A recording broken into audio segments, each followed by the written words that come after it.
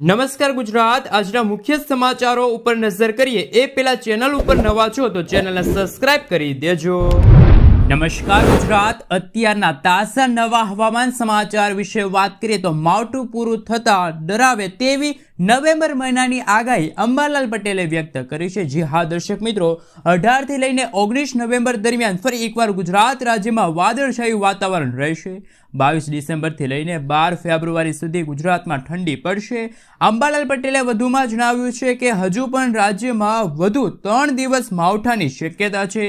બંગાળની ખાડીમાં વાવાઝોડું બનશે, જેના કારણે ડિસેમ્બર મહિનામાં પણ ગુજરાતમાં કમોસમી વરસાદ જોવા મળશે। બીજી તરફ એક પશ્ચિમી વિક્ષેપ આવવાના કારણે 6 થી લઈને 9 ડિસેમ્બરમાં ગુજરાતમાં ભારેથી ભારે વરસાદનો નવો રાઉન્ડ આવી શકે છે અને ફરી એકવાર ગુજરાતમાં વાદળછાયું વાતાવરણ જોવા મળશે।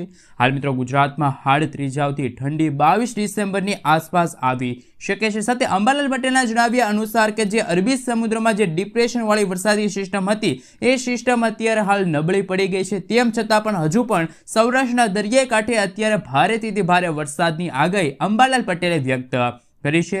અંબાલાલ પટેલના જણાવ્યા અનુસાર ઉત્તર ગુજરાત, મધ્ય ગુજરાત, પૂર્વ ગુજરાત, દક્ષિણ ગુજરાતના ભાગોમાં 7 નવેમ્બર સુધી ગુજરાતમાં હળવા તો અમુક ભાગોમાં ભારે વરસાદ જોવા મળશે।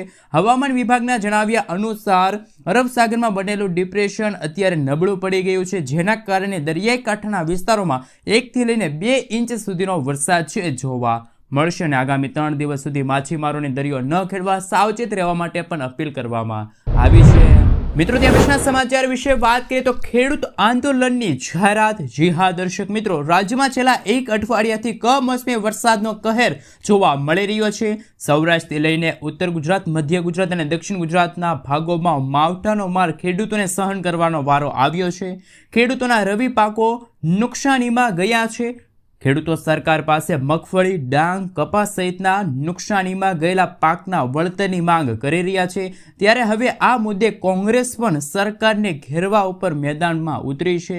કોંગ્રેસ નેતા પ્રતાપ દુધાતે ખેડૂતોના પક્ષમાં આગામી 3 નવેમ્બરના રોજ આંદોલન કરવાની જાહેરાત કરી છે। આ મુદ્દે સાધુ સંતો, ઉદ્યોગપતિઓને આગળ લાવવાના અને ખાસ કરીને ખેડૂતોના દેવા માફીની માંગ સાથે ઝુંબેશ શરૂ કરવામાં આવશે।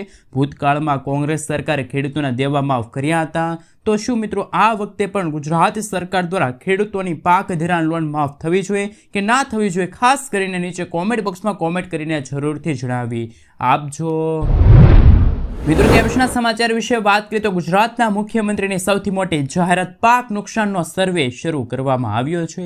ગુજરાતમાં પડેલા કમોસમી વરસાદના કારણે ખેડૂતોને થયેલા મોટા નુકસાન અંગે ગુજરાતના મુખ્યમંત્રી ભૂપેન્દ્ર પટેલે એક અગત્યનો અને સમયસરનો નિર્ણય લીધો છે। ગુજરાતના મુખ્યમંત્રીએ જિલ્લા તંત્રને સ્પષ્ટ સૂચના આપી છે કે વરસાદથી થયેલા નુકસાનનો સર્વે માત્ર 3 દિવસમાં પૂર્ણ કરવામાં આવે।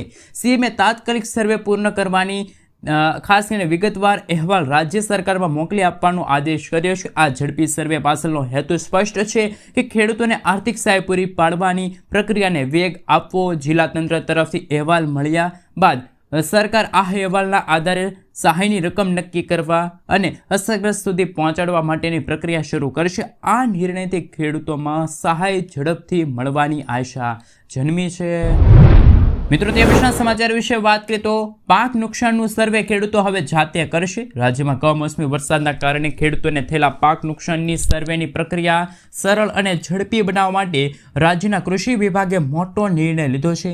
હવે ખેડૂતો છે સરકારની ટીમોની રાહ જોયા વિના પોતાના મોબાઈલમાંથી જ એપ્લિકેશન મારફતે જ ખેતરમાં કેટલું નુકસાન થયું છે તેનું સર્વે જાતે કરી શકશે। આ માટે કૃષિ પ્રગતિ નામની એપ્લિકેશન ઉપયોગ કરવાની માર્ગદર્શિકા જાહેર કરવામાં આવી છે। મિત્રો ત્યાં પછીના સમાચાર વિશે વાત કરીએ તો રાશન કાર્ડ ધારકો માટે આવ્યા છે ખરાબ સમાચાર। 17,000થી વધુ દુકાનદારો હડતાલ ઉપર ઉતર્યા છે। ગુજરાતના 17,000થી વધુ સસ્તા અનાજના દુકાનદારો અનિશ્ચિત મુદતની હડતાલ ઉપર ઉતર્યા છે, જેના કારણે રાજ્યભરમાં અનાજ વિતરણ બંધ રહેશે।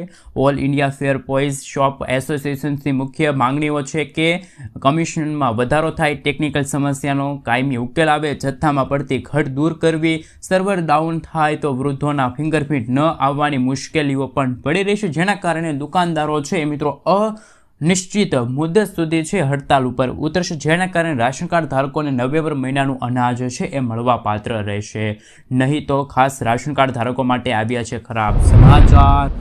મિત્રો, ત્યાં પછીના સમાચાર વિશે વાત કરીએ તો સરકાર હવે સહાયના નાટકો બંધ કરી ખેડૂતોનું પાક ધિરાણ, ખેડૂતોનું દેવું માફ કરે તેવી રજૂઆત પ્રદેશ કિસાન કોંગ્રેસના ચેરમેન પાલભાઈ આંબલિયાએ ગુજરાતના મુખ્યમંત્રી ભૂપેન્દ્ર પટેલને ખાસ પત્ર પાઠવી છે. આ પત્રમાં આંબલિયાએ જણાવ્યું હતું કે સૌરાષ્ટ્ર, દક્ષિણ ગુજરાત સહિત ગુજરાતભરમાં કમોસમી વરસાદ પડ્યો છે અને ખેડૂતોના મોઢામાં આવેલો કોળિયો છીનવાઈ ગયો છે.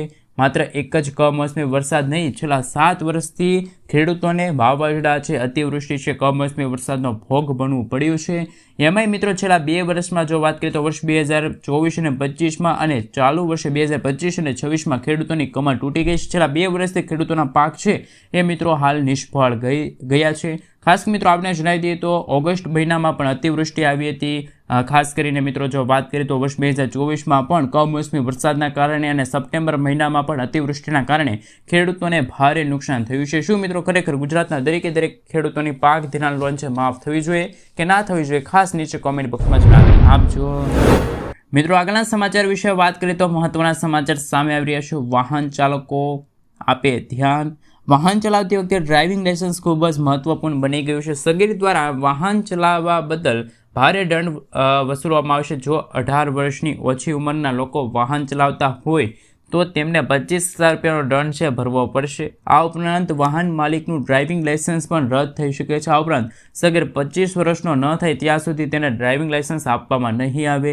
તમને જણાવી દઈએ કે લાયસન્સ 18 વર્ષની ઉંમરે પૂર્ણ થયા પછી આપવામાં આવશે. તો બાળકો દ્વારા જે વાહન ચલાવતી વખતે કોઈ પણ જો નિયમોનો ભંગ થશે તો એ બાળકનું ડ્રાઇવિંગ લાયસન્સ છે રદ થઈ શકે છે.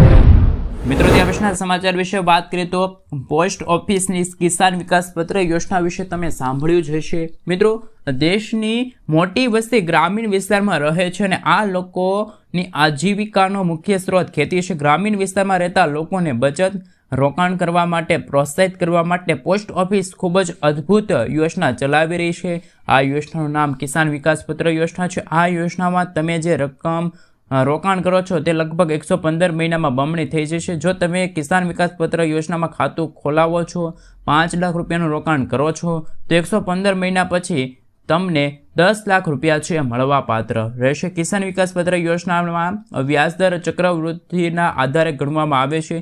જો તમે આ યોજનામાં રોકાણ કરવા માગો છો તો સૌપ્રથમ તમે તમારી નજીકની પોસ્ટ ઓફિસમાં જવું પડશે.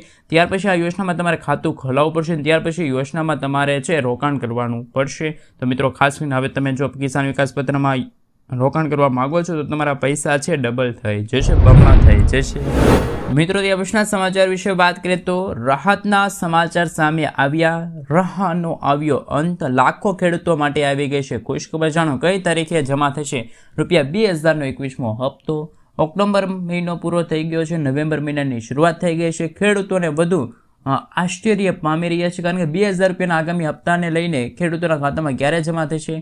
અગાઉ અટકલો હતી કે ખેડૂતોના ખાતામાં દિવાળી પહેલાં ₹2000નો હપ્તો આવી જાય, પરંતુ ત્યારે પણ ખેડૂતોના ખાતામાં ₹2000નો હપ્તો ન જમા થયો. કેન્દ્ર સરકાર દ્વારા હજુ કોઈ સત્તાવાર રીતે જાહેરાત કરવામાં નથી આવી, પરંતુ 21મા હપ્તાને લઈને એક અપડેટ સામે આવી છે. મીડિયામાં ફરતા અહેવાલ અનુસાર સરકાર નવેમ્બર મહિનામાં 21મો હપ્તો છે જાહેર કરી શકે છે. આનાથી ફરી એકવાર ખેડૂતોની આશા જાગી છે. રકમ ટૂંક સમયમાં ખેડૂતોના ખાતામાં પહોંચશે. નોંધનીય છે કે અગાઉના ઘણા બધા હપ્તાઓમાં સરકારે નિર્ધારિત સમય મર્યાદામાં ભંડોળ ટ્રાન્સફર કર્યું છે. તેથી નવેમ્બર મહિનાની શરૂઆત સાથે ખેડૂતો માટે સારા સમાચાર ગણી શકાય. પ્રધાનમંત્રી કિસાન સન્માન નિધિ યોજના હેઠળ ફક્ત એવા ખેડૂતોને જ લાભ મળવાપાત્ર રહેશે જેમણે ઈ-કેવાયસી પૂર્ણ કરાવ્યું છે. જે ખેડૂતો હજુ સુધી આ પ્રક્રિયા પૂર્ણ નથી કરાવતી તેમને હપ્તા માટે સ્થગિત થવાનો સામનો કરવો પડશે. તેથી સરકારે તમામ લાભાર્થીઓને ભંડોળના ટ્રાન્સફરમાં અવરોધ ટાળવા માટે શક્ય તેટલી વહેલી તકે કેવાયસી પૂર્ણ કરવાની પણ અપીલ કરી છે. તો જે ખેડૂત મિત્રોએ કેવાયસી પ્રક્રિયા પૂર્ણ નથી કરી એવા ખેડૂત મિત્રો કેવાયસી પ્રક્રિયા પૂર્ણ કરી દેજો, નહીં તો તમને ₹2000નો 21મો હપ્તો છે મળશે નહીં. મિત્રો, આગળના સમાચાર વિશે વાત કરીએ તો સૌથી મોટા સમાચાર સામે આવી રહ્યા છે. મિત્રો, ખેડૂતો માટે એક રાહતના સમાચાર, કારણ કે ગુજરાતના નવા કૃષિમંત્રી જીતુભાઈ વાઘાણીએ પણ જણાવ્યું હતું કે સરકારનો અંદાજ છે કે વરસાદથી આશરે 10 લાખથી વધુ ખેતીની જમીન પ્રભાવિત થઈ છે. અસરગ્રસ્ત ખેડૂતોને શક્ય તેટલી વહેલી તકે નાણાકીય સહાય પૂરી પાડવા માટે ગુજરાતના મુખ્યમંત્રીએ રાજ્ય આપત્તિ રાહત ભંડોળ SDRFના નિયમો અનુસાર પાક નુકસાન સર્વે શરૂ કરવા અને 7 દિવસમાં પૂર્ણ કરવાનો આદેશ જાહેર કર્યો છે, પરંતુ હવે 3 દિવસમાં સર્વે શરૂ કરવાનો આદેશ છે. રાજ્યમાં કૃષિ મંત્રીએ વધુ જણાવ્યું છે કે રાજ્ય સરકાર SDRFના નિયમો ઉપરાંત વધારાની સહાય પૂરી પાડવાનું પણ વિચારી રહી છે. સર્વેક્ષણમાં નવીન ટેકનોલોજીનો ઉપયોગ કરવામાં આવશે, જેથી ખેડૂતોને વિલંબ કર્યા વિના નાણાકીય સહાય છે પણ મળવાપાત્ર હવે રહેશે. હવે જાણવાનું એ બાકી છે કે જે ખેડૂતોને નુકસાન થયું છે ને કેટલી સહાય મળશે એ હજુ સુધી કોઈ જાહેરાત કરી નથી. મિત્રો, આગલા સમાચાર વિશે વાત કરીએ તો હાલ આયુષ્યમાન કાર્ડને લઈને આવ્યા છે સમાચાર. વૃદ્ધ લોકો માટે આયુષ્યમાન કાર્ડમાં ફરી એકવાર નવી અપડેટ સામે આવી છે. સરકાર હવે 70 વર્ષથી વધુ ઉંમરના જે વડીલ લોકો માટે ખાસ આયુષ્યમાન વયવંદના કાર્ડ લાવી રહી છે. આ કાર્ડથી વડીલોને 5 લાખ રૂપિયા સુધીની મફત સારવાર મળશે અને તેમાં આવકની કોઈ મર્યાદા નથી. કાર્ડ બનાવવાની પ્રોસેસ પણ સહેલી છે, કારણ કે માત્ર 5 થી 10 મિનિટમાં સ્માર્ટફોનથી તમે ઘરે બેઠા આ કાર્ડ મેળવી શકો છો. આ યોજના આયુષ્યમાન ભારત પ્રધાનમંત્રી જન આરોગ્ય યોજનાનો એક ભાગ છે. વડીલોના સ્વાસ્થ્ય માટે સરકારનું આ મોટું પગલું ગણવામાં આવ્યું છે. તો આયુષ્યમાન કાર્ડને લઈને વૃદ્ધ લોકો માટે સૌથી મોટા સમાચાર સામે આવી રહ્યા છે. મિત્રો, ત્યાં પછીના સમાચાર વિશે વાત કરીએ તો ખેડૂતોને સારા ભાવ મળ્યા છે કપાસના. જી હા દર્શક મિત્રો, ગુજરાતમાં કપાસના સારા ભાવ મળતા ખેડૂતોમાં ખુશીની લાગણી જોવા મળી. મોરબી માર્કેટિંગ યાર્ડમાં આજથી 5 થી 6 દિવસ પહેલાં હાલના કપાસના ભાવ 1200 થી 1520 રૂપિયા સુધી નોંધાણા. દિવાળી બાદ કમોસમી વરસાદ વચ્ચે ખેડૂતો પોતાના પાકને નુકસાનીથી બચાવવા માટે હરાજી માટે યાર્ડમાં લાવી રહ્યા છે. કપાસ સાથે મગફળી સહિતના પાકનું પણ વેચાણ થઈ રહ્યું છે. ખેડૂતોને શેડ હેઠળ માળ ઉતરવાની સુવિધા આપવામાં આવી છે, જેથી વરસાદી માહોલમાં પાક સુરક્ષિત રહી શકે અને ખેડૂતો પોતાના પાકના સારા ભાવ છે એ પણ મેળવી શકે. મિત્રો, ત્યાં પછીના સમાચાર વિશે વાત કરીએ તો વાહન ચાલકો માટે જે ફાસ્ટેગ છે એમને લઈને એક અગત્યના સમાચાર સામે આવ્યા છે. ખાસ મિત્રો, લગભગ 2 મહિના પહેલાં national highway authority of India દ્વારા એટલે કે 15 ઓગસ્ટના રોજ ખાસ કરીને કાર માલિકોને મોટી રાહત આપવામાં આવી હતી અને 3000 રૂપિયાનો વાર્ષિક પાસની શરૂઆત કરવામાં આવી હતી. આ પાસની શરૂઆત થયા બાદ કાર માલિકોને ખૂબ જ રાહત મળી છે. National highway authority of India દ્વારા ખાસ કરીને મિત્રો એક એપ્લિકેશન છે બહાર પાડવામાં આવ્યું હતું અને ઓનલાઈન 3000 રૂપિયાનો પાસ છે જારી કરીને 200 ટ્રીપ માટે અથવા તો 1 વર્ષ માટે ટોલ પ્લાઝાનો ઉપયોગ કરી શકાશે. હવે નેશનલ હાઈવે ઓથોરિટી ઓફ ઇન્ડિયાએ જાહેરાત કરી છે કે તમે નેશનલ હાઈવે યુઝ માટે ટોલ પ્લાઝા પર માસિક અને વાર્ષિક પાસની માહિતી છે પ્રદર્શિત કરી શકાશે. મિત્રો, ત્યાં પછીના સમાચાર વિશે વાત કરીએ તો ખાસ કરીને સૌથી મોટા સમાચાર સામે આવી રહ્યા છે. જે ખેડૂત મિત્રોને ટ્રેક્ટર ખરીદવું હોય એમને મળશે હવે સબસિડી. એમાં પણ 50% સુધીની સબસિડી છે મળવાપાત્ર રહેશે. ખેડૂતો માટે ખેતી હંમેશા એક મોટો પડકાર રહ્યો, કારણ કે આધુનિક ખેતીમાં સેક્ટરમાં સૌથી મોંઘા સાધનો માનવામાં આવે છે. ટ્રેક્ટર વિના ખેડાણ બીજ વાવવા પાક કાપવા અત્યંત મુશ્કેલ બની જાય છે. ગ્રામીણ વિસ્તારમાં જે ખેડૂતો છે ઘણીવાર ટ્રેક્ટર ખરીદવાનું વિચારી શકીએ એમ નથી લાગતા. તેનો અર્થ એ થાય છે કે આ સાધનની કિંમત લાખોમાં જ છે. આ મુદ્દાને ઉકેલવા માટે કેન્દ્ર સરકારે ખેડૂતો માટે ખાસ યોજનાની શરૂઆત કરી છે. આ યોજના ખેડૂતોને ટ્રેક્ટર ખરીદવા માટે સીધી નાણાકીય સહાય પૂરી પાડે છે. ખેડૂતોને હવે નવા ટ્રેક્ટર પર ઓછામાં ઓછા 20% અને મહત્તમ 50% સુધીની સબસિડી મળશે. આ સુવિધાનો લાભ લઈને ખેડૂતો તેમના ખેતી કાર્યોને સરળ બનાવી શકે છે અને આધુનિક કૃષિ પદ્ધતિ અપનાવી